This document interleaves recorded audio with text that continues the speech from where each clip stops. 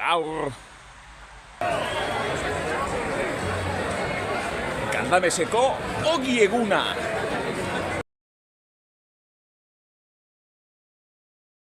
No lo decimos nosotros, lo dijo un artista vasco, Tabasco, Tabasco, lo del ojo era Tabasco, no lo decimos nosotros, melon, lo amino, dijo un artista oye, vasco, haupa handan. Zorika iztoa protagonista. lo dijo un artista vasco. Yatza!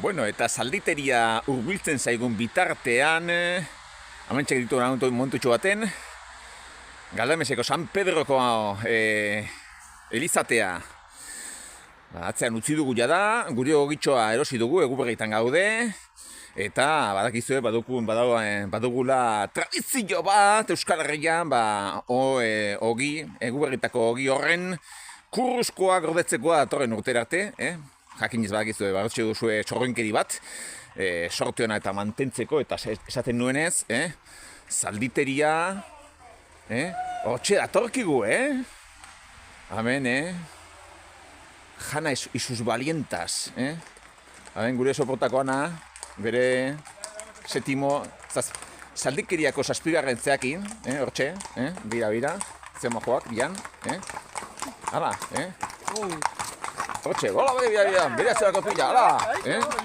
Juanito, venga, bai, gerarte, hala, venga, hau etxek ere baditugu eta, gure enkarterritako zonalde hontan, venga danak,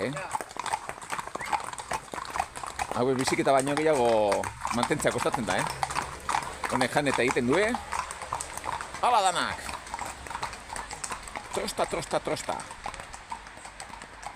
Bueno, esaten nuenez, ogitxo erosi, gaur gauean, Eguberritako bazkari afari horretan, kurruzkoa, betiko legez gordeko du amak. Eta, hoxe, tradizio polita, eta, bueno, saiatuko naiz horren nondik norakoa aztertzen. Baina orain, goazen atarpera, hementxe, Lazeina parian dagoen atxuriagako zean gaude, komederoan edo, parkean edo danakoan. Eta Eguberritan gaudenez, badakigu, nor dabilen gaur bertan, mendietatik jeisten naiz eta, maltzur horiek, leku askotan, hirietan, kalean, tradizioi inolako errespeturik ez duten lekuetan, atzo izan genuen Olentzeroren etorrera. Hoiek ere, pinu batetik eskegita jarriko beharko genituzke, gure herriaren kulturaren kontra dabilen guztia bezalaxe. Eta esaten nuenez, Bilbon atzo 23an izan zen kabalgata. Eta Barakaldon ere, antzanez horrelako errezezio kaiku bat egin zuten baita ere, ez dut esango nork. Paki no se me vea el plumero, baina ikusi askotan ikusen zait. Eta horrek ere esan nahi du, Olentzeroren tradizioare aldatuz dijoala. Baina ez da lehenengo aldia, ez da lehenengo aldia, Olentzero ere gure gana izugarri aldatuta heldu delako. Egia da tradizioa bera. Bidaso aldetik, lesakatik berreskuratu zela, eta gero Euskal Herri osora zabaldu, beste gauza asko bezala, dantzak eta halako kontuak, folkloriko mundu horri begiratuta ere, garai batean, Gerra Zibila baino lehenago ere, pentsatu behar dugu, leitzen, Bizkaiko dantzari dantza irakatsi zela PNV-ren baseen artean, PNV-ren militanteen artean, eta gotxegatik gaur egunean ere leitzen, Durangaldeko dantzari dantza dantzatu egiten dela, tradizionalki, naizta, denotak igunez, ez den bertokoa. Bueno, Olentzeroren kontu guztiak, naiz eta lesakatik heldu zitzaigun Euskal Herriko leku guztietara, Nafarroako leku guztietara, hemen beste moko bat, Bueno, esan nahi du, beraren esentzia ere aldatuz joan izan dela, eta ez bakarreko Olentzerorena, que markin comparable, basurilla bat, bakarrik falta hemen txorongillo bat edo lako konturen bat. Bueno, Olentzeroren kontuak aipatu baino lehenago, mugitu egingo naiz beste leku politago batera, atratu egin du, ez da, lako eurixe sirimiri polit bat du, eta biziketarekin ere gozatzeko, politaskua.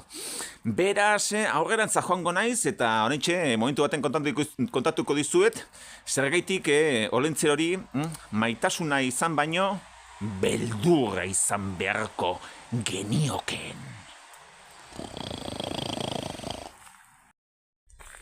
Eta Olentzero ere asko aldatu zaigu. Olentzero bakarrik ez.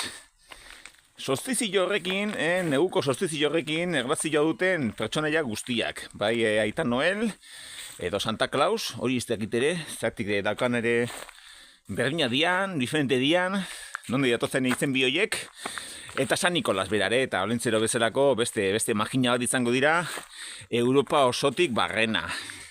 Baina pentsa, Pentsa, Olentzero, Santa Claus eta guzti horiek etxera sartzen dira, Etxera sartzen dira, eta nik ez dakite, hori oso normala ote den, normala edo, pertsona ez ezagun bat gure etxeetara sartu izatea, normaltzat joko bagenukeen, kontuz gero, Olentzero, Santa Claus eta guzti horiek ilunpeetatik datozen izakiak baitira. Eta gure etxeetara, beste moko bat mekauen, eta gure etxeetara ez dia opariak ekartzera sartzen. Keba. Oiek ankerkeritan sartzen ziren gizakien etxeetan aurrak akatzeko. Eta ezin zitekeen beste era batean izan.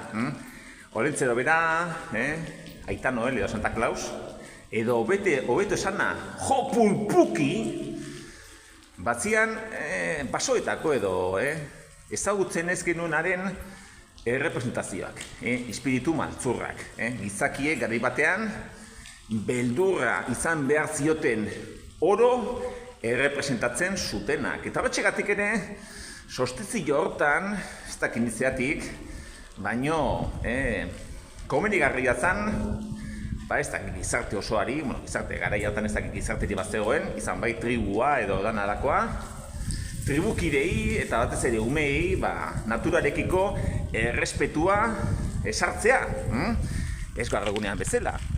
Baina, eta naturarekiko errespetu hori jorratzen zen beldurrarekin, noski. Hori, bere garaian, guk eta gu baino zaharragoa direnak ezagutu izan dugun hezkuntza, zan apotxo bat, gauzak jorratzen zian beldurrarekin edo zigorrekin. Nere ustez ere, alaxe beharko lukete gauzak orain ere. Baina, gauzak aldatuz doaz, eta lehen, txalo bat ematen baziguten arpegian, orain, aurrak eta eramaten ditugu zigortuen txokora, para que reflexionen. Ez dakite reflexio handorik egiten duten, baina, hezkuntza kontoriek asko aldatu diala, eta garai batean, pentsa, beldurra sartzen genien umei, eta orain, gauzak aldatu direnean, egiten diegu refuerzo positibo ditzen dena. Ondo portatzen bazara, ona bazara, izango duzu oparitxoa. Eta gaizki portatzen bazara, orduan ez. Eta, horrela ere, jopulpuki, Aita Noel. Bihurtu zen, jopulpuki garai baten, bueno, jopulpuki edo olako izen bat zuen garai batean Santo Clausek. Bazan hauntz bat, maltzurra, umeak eta jaten zituena, eta olentzero ere, bueno, beraren erradiografiak, pertsona bat, aurpegia beltzese karakteritatzen dena, etxetan sartzen dena, hori da, ez dakit, el hombre del saco edo horrelako konturen bat. Eta, esaten duenez, beldurra sartzeko zan, eta umeak ondo portatzeko. Eta garai baten ere, naturarekiko errespetu hori izateko, zen naturak esken finean, otxo batek, artz batek, gaixotasunek, eriek, aietxe guztiak ez ziren gubiltzen gintuztenak, eta beraz, nolabaiteko beldurratabiko bat izan behar geninen, eta beldurratabiko guzti hori, garai hauetako pertsonaia mitologikoetan errepresentatzen den beldur mistiko hori da. Eta, garai batean, gizakia bera ere naturari jasartzen saion einean, kontu hori guztiak ere aldatuz dijoaz, eta hainbat pertsonaia mitologikoen izaera bera ere aldatuz goaz. Eta olentzero, horren adibide, ez dakit, tristea esote den izango.